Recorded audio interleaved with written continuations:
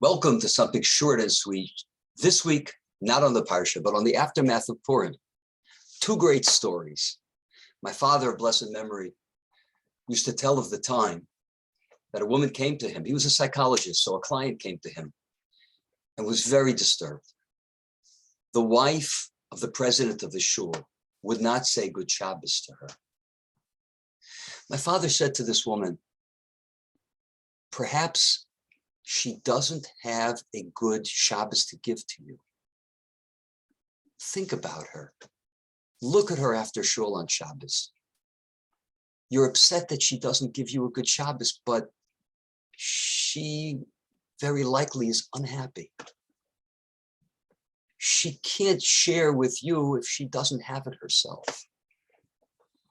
And a second story. There was a fellow back in the 70s, prankster, yeshiva student. He was not amounting to very much. And he and his buddies decided one night that they're going to pull the prank of pranks. They're going to make prank phone calls, but not just any prank phone calls. The phone calls were going to go to the great sages of the generation. And he said he was going to outdo everyone else. He was going to call the posek, greatest halachic authority, undisputed, of the generation. He was going to call Moshe Feinstein. It was almost midnight. Moshe was known for waking up very early in the morning so that he would have his only undisturbed time to learn. He'd wake up in the middle of the night because he knew at that time people wouldn't call. So he went to sleep at a decent hour. Fellow calls up the home. The Rebbitzin answers the call. He says, is Rabbi Feinstein there? The Rebbitzin says, well, I'm sorry, but he's sleeping. The fellow says, it's a very important question that I have. Should I wake him up? Absolutely. You're pulling a prank, got to go all the way. So the Rebbitzin goes in and wakes up the elderly rabbi. And he comes to the phone, brilliant man. He realizes within seconds, this is a prank. How does he react? He says to the boy, what yeshiva do you go to? The boy's taken aback. He doesn't know what to say. He says, Rabbi, he says, no, you're not going to get into any trouble. What yeshiva do you go to? And he tells him the yeshiva. And he says, what are you learning? And after stammering a little bit, he doesn't know where Moshe's going. He tells him what he's learning. He says, what page? Tells him the page. Please go get a Gemara. Here it is, midnight. Where Moshe Feinstein is trying to sleep. And he's learning Gemara with this boy. He opens up to the page, the fellow. And Rav Moshe asks him a question. Rav Moshe realizes he doesn't know what is flying in that Gemara. So Rav Moshe starts from the beginning. He explains the Mishnah. He explains the Gemara. He explains the Rashi. And then he gets to the Tosfos. And he asks the question again. And he reiterates it. And finally, after some time, the boy gets the question. He tells him, tomorrow morning, the class begins. I want you to raise your hand and ask your Rebbe this question. And that's what he does. Next morning, he goes to class. Instead of putting his head down, or instead of starting to make light of the class, he raises his hand. The Rebbe is, oh no, what's going to happen now? The class clown's got a question. He calls on him.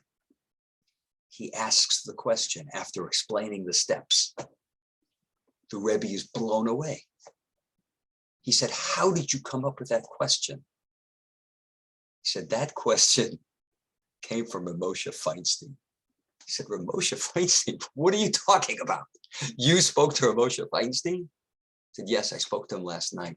We discussed the Gemara. He told me this question. Rebbe is blown away. 3 days later, the mother of this boy is walking by his bedroom. He hears the boy crying. Mother goes into the room. Mother says to him, my son, what's wrong? He said, wrong? Nothing's wrong. All these years, I was the class clown. Nobody thought that I was worth anything. Nobody respected me. And Ramosha Feinstein, he thinks I'm worth something. For the first time in my life, somebody thinks I'm worth something. He went on to turn himself around. Somebody believed in him. That story has so many lessons. A major one for me is that Ramosha Feinstein had it. Ramosha Feinstein was woken up in the middle of the night, and he wasn't thinking about himself. He was thinking, as he always thought, about the person on the other end of the line and what does he need? What can I give to him? Moshe was happy with himself. He was content. Moshe didn't need. Moshe was focused because he had it all in his mind. He was able to give to others. We just experienced the Purim, the most odd of holidays, the most un-Jewish of holidays. We have a mitzvah of Seudah on Purim, of feasting like no other time, of drinking to excess. It's so unusual, it's so different. According to some of the great commentaries, the mitzvah is to achieve shleimus, to get to a level on Purim through the physical, through eating and through drinking, and to elevate one's mood, that he should feel, in the words of the Maharal, shleimus. I have everything. He is there with his friends, with his family, and he's imbibing in the most tasteful foods, the finest wine. He's getting high on the wine. And he just feels so good. And that, according to one of the great commentaries on the Gemara, the Chachmas Manoach, is the idea of Chayiv inish lebesume adalo yoda ben ora hamala baruch Mordechai. A person is obligated to imbibe, to drink, until he doesn't know the difference between cursed is Haman, blessed is Mordechai. So says Chachmas Manoach, that's symbolic. Because people have others in their life that are their Haman, that are going to wrong them. They feel have wronged them, and they dislike them. People have others in their life, like Mordechai. Mordechai at the end of the Haggadah, the end of the Megillah, excuse me, it says he was Ratzu L'Rovech. Most of his brothers liked him, but not all of them. And the Ibn Ezra explains why. Some people were jealous of him because he achieved, he ascended to such prominence. So they hated him, or they were jealous of him. So very often in life, we have our Hamans, people who have wronged us, and our Mordechais, people who have achieved more than us. But Chayiv inish lebesume, on Purim, a person needs to become happy, intoxicated, a feeling like the Maharal says, a feeling of shleimus. I just have everything. I am so content here. And therefore, Haman, Mordechai, my feelings of hatred, my feelings of jealousy, arrested. I have it all. And it's more than that. The Rambam and the others say that the mitzvah of Mishloach Manos is connected to the mitzvah of Seudas Purim. They seem to say that once I'm in the midst of my Suda, then I give the gifts to others. And the Maharal again explains so beautifully. It's when I have everything, then I can give. Because I have it all. I'm bubbling over with goodness. I'm bubbling over with joy. I have Mishta. I have Lev Tov. I have everything I could give to you.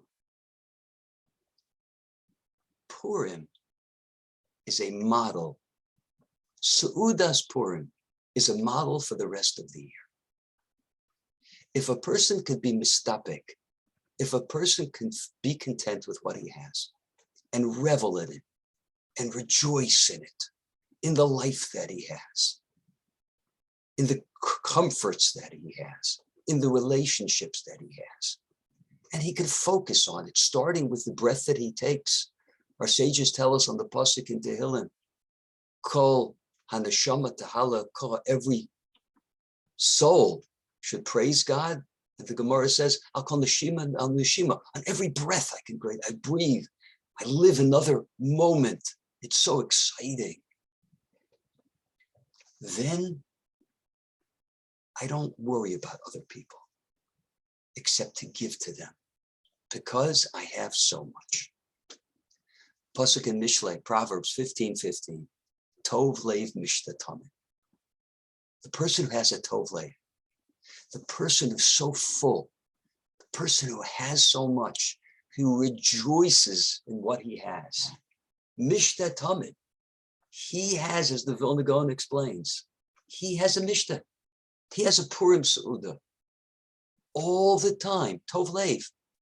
Mishta Tamid. The person that has, not like that poor president's wife, but like Ramosha Feinstein. Mishta Tamid. They always are having a feast because they're so happy with what they've been given. They don't look down on others. They're not upset at others. All they want to do is give to others because they have everything that they need and more. The Gemara tells us, Mishin Nichnas Adar, Marbin B'Simcha. When Adar enters, the month of Purim, we should increase joy. And Rashi on the spot tells us it's not just Adar, it's actually Adar and Nisan because of the miracles of Adar and the miracles of Nisan. So it's this period we should increase our joy. And Shlomo HaMelech tells us, Tov Lev Mishta Tamid, once we've learned the lessons of Purim and Pesach, we've learned the lessons of this season of joy, to be focused on what we have, to revel in what we have, and thereby being able to look outwards, to give to others of what we have. It could be Tamid. It doesn't have to be Mishin Nichnas Adar and Nisan. We could have Simcha for entire life. The Simcha, the model of the Purim Seuda, the joy of the Purim Seuda. Thank you so much for listening. Have a great Shabbos.